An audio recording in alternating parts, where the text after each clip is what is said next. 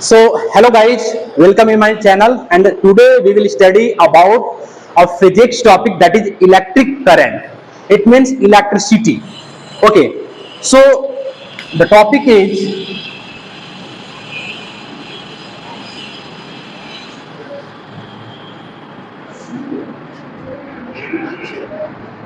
ये class 10th का हमारा सिलेबस है जिसमें हम लोग आज स्टार्ट करेंगे और ये वीडियो लंबा होने वाला है, तो कृपया करके आप पूरे वीडियो को till the end you have to watch. Okay, and if you have any doubt you can ask me in the comment section and I will tell you. Okay, so the term is current electricity. पहला हमारा जब भी concept शुरू होता है तो हम किसके बारे में जानेंगे? चार्ज के बारे में. जब भी इस चैप्टर को स्टार्ट करते हैं तो किसके बारे में हम लोग पढ़ते हैं? चार्ज. तो कोई मुझे बताना चाहेगा कि चार्ज क्या होता है? Can anyone tell me what is charge? ठीक है, कोई बात नहीं, मैं बताता हूं. चार्ज क्या होता है? जनरली जब भी हम किसी दो सब्सटेंस को आपस में रब करते हैं तो जो डिस्टरबेंस ऑफ इलेक्ट्रॉन्स होता है, यानी कि सपोज कीजिए मेरे पास ये दो वस्तु है, दो ऑब्जेक्ट है, अगर इन दोनों को हम रब करें तो इलेक्ट्रॉन्स इससे यहां पर जाएगा और इससे यहां, मतलब डिसबैलेंस होगा. जब भी डिसबैलेंस ऑफ इलेक्ट्रॉन्स होगा तो वहां पर क्या जनरेट होता है? चार्ज जनरेट होता है. क्या जनरेट होता है? चार्ज. तो चार्ज हमारा दो तरीके का होता है. एक कौन सा होता है? Positive charge and negative charge. अगर हम बात करें पॉजिटिव चार्ज की तो जनरली जो प्रोटॉन्स होते हैं उनके ऊपर क्या होता है? पॉजिटिव चार्ज होता है, और जो इलेक्ट्रॉन्स होते हैं, इलेक्ट्रॉन्स, उनके ऊपर क्या होते हैं? नेगेटिव चार्ज होते हैं. अब इलेक्ट्रॉन के ऊपर कितना नेगेटिव चार्ज होता है? तो इसको जनरली ये नेगेटिव होता है -1.6 इंटू 10⁻⁻19 कूलॉम. इलेक्ट्रॉन पे कितने चार्ज होते हैं? -1.6 इंटू 10⁻⁻19 कूलॉम. और प्रोटॉन पे कितना होता है? इतना ही होता है, लेकिन वो कैसा होता है? Positive 1.6 into 10⁻⁻19 Coulomb. अगर हम बात करें जनरली न्यूट्रॉन की, न्यूट्रॉन्स, तो इनके ऊपर कोई भी चार्ज नहीं होता है जनरली. ठीक है, अब हमें बात करनी है कि अगर कोई भी दो चार्जेस हमारे पास हैं, अगर एक प्लस चार्ज है दूसरा भी प्लस चार्ज है, एक माइनस चार्ज है दूसरा माइनस चार्ज है, एक प्लस है और एक माइनस है, एक माइनस है और एक प्लस है. सो गाइस, जो कंसेप्ट कहता है कि जो लाइक चार्जेस हैं ये एक दूसरे को रिपेल करते हैं और जो अनलाइक चार्जेस हैं वो एक दूसरे को अट्रैक्ट करते हैं. यानी कि plus plus minus minus will be reflected, will be repelled by each other, and the negative charges always attractive force. Okay guys, okay. So now we are moving towards electric field. No, first of all we have to know conductor, semiconductor and insulator. So conductor, मैं जानना चाहता हूं, बताएं conductor क्या होता है? Stand up and tell me. You tell me what is conductor?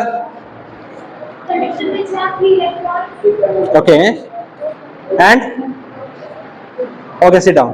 Tell me you. Yes.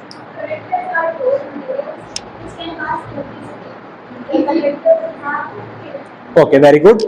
So what does mean of conductor?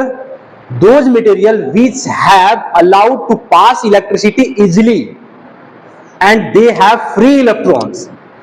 That material, that substance, that element is known as conductor. So conductor generally क्या होता है? जिसमें electricity जो है क्या हो जाए? Easily pass हो जाए.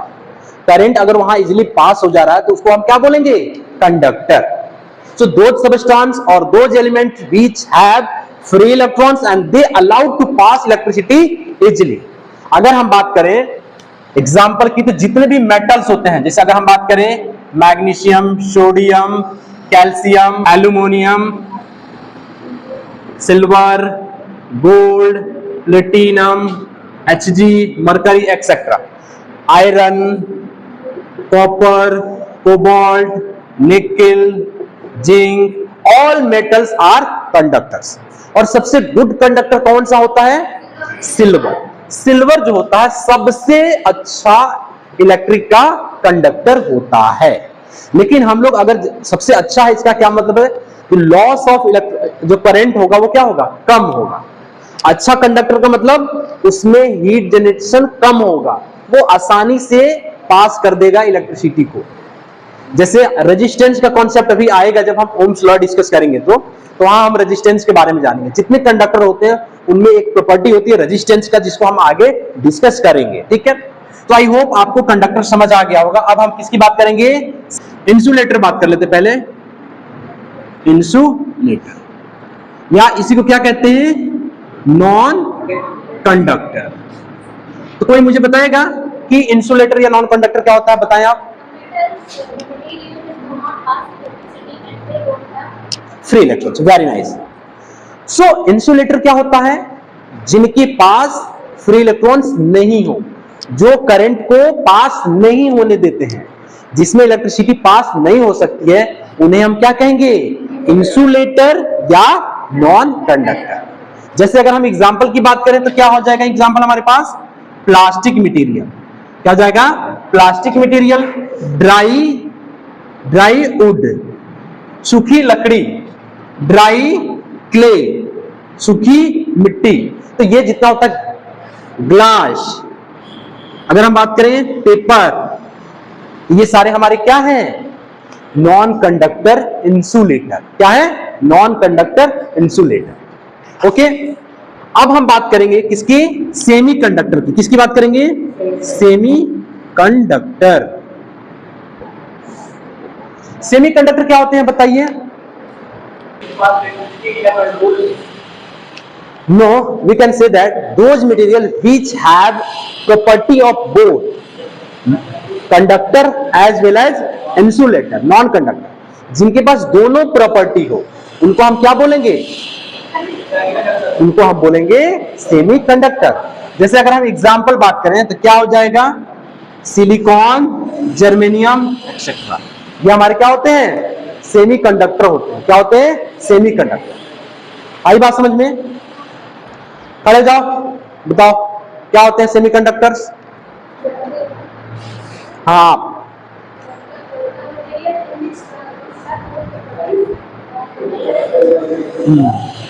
ठीक है। तो क्या हुआ? जनरली वे मटेरियल, वे सब्सटेंस या वे एलिमेंट जिनके पास क्या हो? दोनों की प्रॉपर्टी हो। किसकी प्रॉपर्टी हो? दोनों की, इंसुलेटर की भी हो और कंडक्टर की भी हो, तो उन्हें हम जनरली क्या बोलते हैं? Semiconductor. Okay okay guys, so हमारा जो अगला टॉपिक होने वाला है वो क्या होगा? Electric field. इलेक्ट्रिक फील्ड क्या होता है, इस बात को समझना बहुत जरूरी है। अगर आप ये समझ गए तो आगे इलेक्ट्रिसिटी का कॉन्सेप्ट इजी हो जाएगा। इलेक्ट्रिक फील्ड क्या होता है? जनरली आपको पता होना चाहिए, फील्ड दिख रहा है तो फील्ड का मतलब होता है एरिया और रीजन। अगर सपोज कीजिए मेरे पास कोई एक चार्ज है यहाँ पे, इसकी चारों तरफ की एक कोई एरिया होगी, जिसमें अगर हमारे पास कोई एक टेस्टिंग चार्ज है, सपोज कीजिए ये प्लस क्यू चार्ज यहाँ पर है, ठीक है, ये क्या है? पॉजिटिव चार्ज क्यू, और हमारे पास एक टेस्टिंग चार्ज है जिसको हम यहां पर लाए, कुछ नहीं हुआ, यहां पर लाए, कुछ नहीं हुआ, यहां पर लाए, कुछ नहीं हुआ। जैसे यहां मैंने लाया, ये ना एक फोर्स फील करने लगा। क्या फील करने लगा? फोर्स। ये डिपेंड करेगा अब इसके नेचर पर, या तो ये अट्रैक्ट होगा या तो यहां से ये रिपल फील करेगा। वैसे ही इस एरिया पर अगर हम चार्ज को लाएंगे, इस एरिया पर लाएंगे, इस एरिया पर लाएंगे, तो इस चार्ज के चारों तरफ का वो रीजन, वो फील्ड जिसमें कोई दूसरा चार्ज अट्रैक्शन या रिपल्शन फोर्स एक्सपीरियंस करता है, उस एरिया को हम क्या बोलते हैं? Electric field. So area around a charge in which and another testing charge experience different type of forces that may be attractive force or repulsive force, that will be depend on testing charge। अगर ये testing charge positive है तो यहां पर क्या होगा? Repulsion force लगेगा। अगर ये टेस्टिंग चार्ज नेगेटिव है तो क्या होगा? अट्रैक्शन फोर्स फील होगा। Got it? So electric field का कॉन्सेप्ट क्या हुआ? Area around a charge in which the testing charge experience different type of force, that area is known as electric field. Got it? कुछ समझ आया कि electric field क्या होता है? किसी चार्ज के चारों तरफ का वो फील्ड जिसमें कोई दूसरा चार्ज क्या फील करे? अट्रैक्शन फोर्स या रिपल्सन फोर्स। उससे हम क्या कहेंगे? Electric field. Got it? Now the next topic is electric field intensity. क्या हमको समझना है? Electric field intensity. Electric field electric field intensity may be defined as a ratio of force experienced by this unit charge to bringing in the electric field. What does mean? इसका क्या मतलब हुआ कि जो इलेक्ट्रिक फील्ड इंटेंसिटी होता है वो एक तरीके का जो इसमें लगने वाला फोर्स है। सपोज कीजिए ये यहां आया तो कौन सा फोर्स फील किया? F फील किया। इसके ऊपर कौन सा फोर्स लगा? F फोर्स लगा। और जिस चार्ज को ला रहे हैं तो इसी की रेशियो को हम क्या कहते हैं? इलेक्ट्रिक फील्ड इंटेंसिटी कहते हैं। तो क्या हुआ कि the charge bringing in electric field, that charge experience some forces that may be repulsive और attractive. So the ratio of force to the testing charge is known as electric field intensity. आई बात समझ में? जब किसी charge को किसी electric field में हम लाते हैं तो उसके ऊपर जो लगने वाला फोर्स होता है वो फोर्स और जिस चार्ज को हम लेकर आ रहे हैं उसकी रेशियो को क्या बोलते हैं? Electric field intensity. Got it? तो ये बहुत इंपॉर्टेंट कॉन्सेप्ट है समझना। इसकी यूनिट क्या होगी? तो फोर्स की यूनिट क्या होती है? न्यूटन, और इसकी यूनिट क्या होती है? कूलॉम। तो इसकी यूनिट क्या होगी? न्यूटन पर कूलॉम। न्यूटन पर कूलॉम, ठीक है। और ये वेक्टर क्वांटिटी है। क्या है? Vector quantity. ये क्या है? वेक्टर क्वांटिटी है। आई बात समझ में? Okay, now we will study about you know what? Electric potential. अब हमारा नेक्स्ट टॉपिक क्या आने वाला है?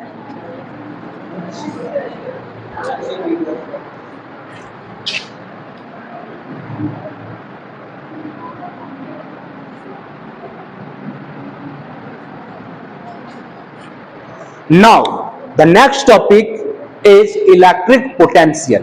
क्या है next topic? Electric potential. So कौन मुझे बताएगा इलेक्ट्रिक पोटेंशियल क्या होता है? मैंने बहुत अच्छे से समझाया है, बहुत अच्छे से एक्सप्लेन किया है, मुझे बताइए। चलिए मैं बताता हूं, ठीक है। क्या होता है, सपोज कीजिए हमारे पास कोई चार्ज है Q, ये है इनफाइनाइट पे। कहां पे है? इनफाइनाइट पे। और हमारे पास ये एक इलेक्ट्रिक फील्ड है, सपोज कीजिए यहां पे, ठीक है। इस चार्ज को जैसे हम इनफाइनाइट से कहां लेकर आए? इलेक्ट्रिक फील्ड के अंदर। तो कुछ काम करना पड़ेगा, वर्क डन करना पड़ेगा। किसी भी ऑब्जेक्ट को हम एक जगह से दूसरी जगह पर डिस्प्लेस करते हैं तो वहां क्या होता है? वर्क डन होता है। क्या होता है? Work done. तो इस Q को इनफाइनाइट से अगर हम कहां लेकर आए? इलेक्ट्रिक फील्ड के अंदर। कहां लेकर आए? इलेक्ट्रिक फील्ड के अंदर। तो कुछ वर्क डन करना पड़ेगा। उस वर्क डन को मैंने बोला W इनफाइनाइट। क्या बोला? W infinite. So the ratio of work done to the testing charge is known as electric potential. Electric potential को जनरली हम V से डिनोट करते हैं। V इक्वल टू होगा वर्क डन अपॉन चार्ज। क्या होगा? Work done upon charge. So V equal to work done क्या हो रहा है? W इनफाइनाइट अपॉन चार्ज क्या है? Q। आई बात समझ में?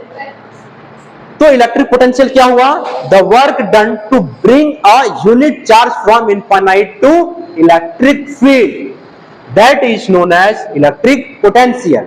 And the unit of electric potential is, work की यूनिट क्या होती है? जूल। क्या होती है? जूल। और चार्ज का क्या होता है? कूलॉम। चार्ज की यूनिट क्या होती है? कूलॉम। Got it? इसी को हम कहते हैं volt. So 1 volt equal to 1 joule upon 1 coulomb. So अगर कोई आपसे पूछ लेता है व्हाट इज 1 वोल्टेज, तो हम उसे ये बोलेंगे कि 1 कूलॉम चार्ज को इनफाइनाइट से इलेक्ट्रिक फील्ड लाने में 1 जूल वर्क करना पड़ता है। उसी को हम क्या बोलेंगे? 1 वोल्ट बोल। क्या बोलेंगे? 1 वोल्ट। और ये हमारा स्केलर क्वांटिटी होता है। क्या होता है? Scalar quantity. Got it?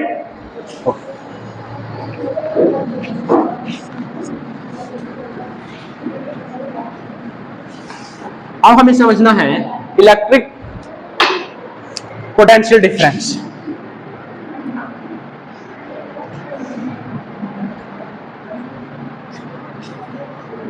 Potential difference. So now the next topic would be electric potential difference, or we can say potential difference. So now we will discuss about potential difference. So now the next topic is potential difference. So what is potential difference? Potential difference क्या है? कौन बताएगा potential difference क्या है?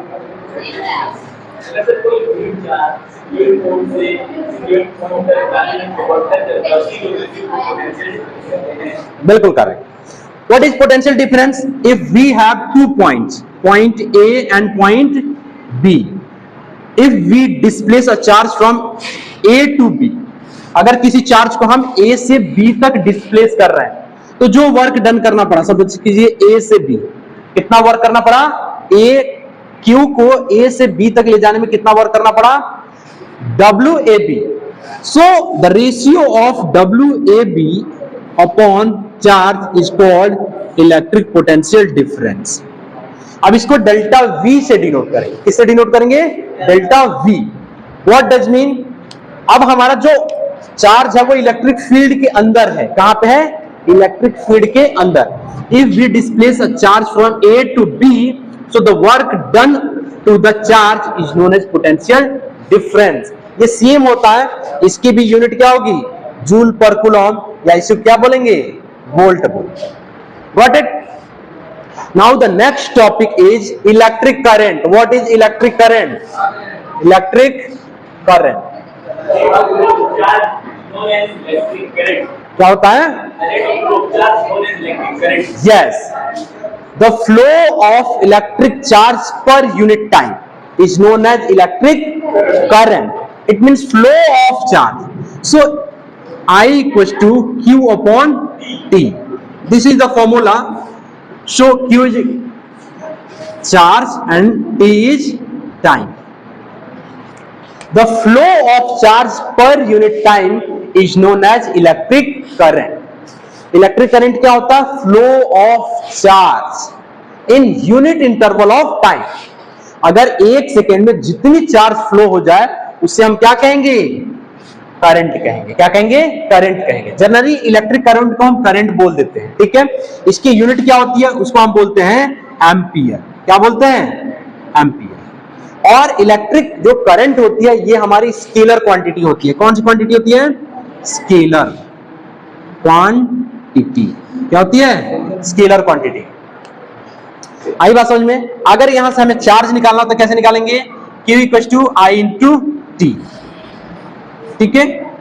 एक और हमारे पास charge का फॉर्मूला होता है Q equal to N into E। क्या होता है? Q equal to N into E। जो N होता है ये नंबर ऑफ इलेक्ट्रॉन्स, और E क्या होता है? Charge of electron. Charge of electron ये होता है, ठीक है? Okay, now the very most important topic is coming. अब ध्यान से, this is the last topic for us, Ohm's law.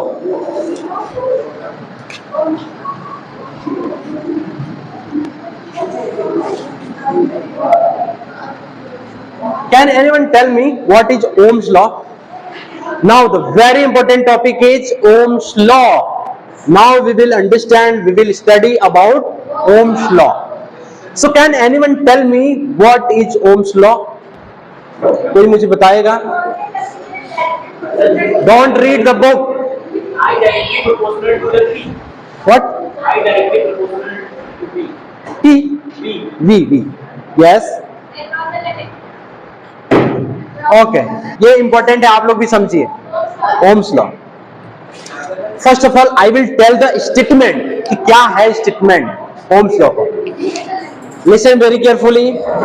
According to Ohm's law, if the physical condition of a conductor like pressure, temperature, volume remains constant, then the flow of current is directly proportional to the potential difference across the conductor.